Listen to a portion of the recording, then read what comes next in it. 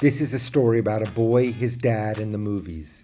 This is a story of my cinema-fueled youth in New York City. My name is Richard Shepard.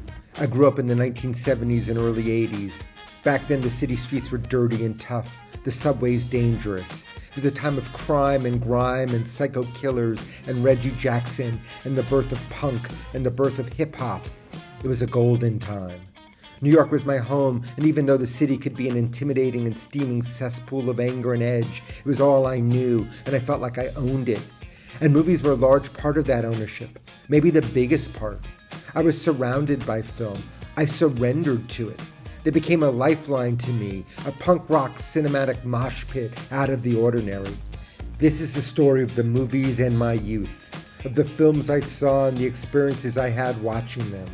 It's also a story of a movie-crazed New York City, and it's a story about my father, a loving but often mysterious man who had no discernible job, who went by 3 or 4 different names, and whose love of movies helped foster my own cinematic DNA.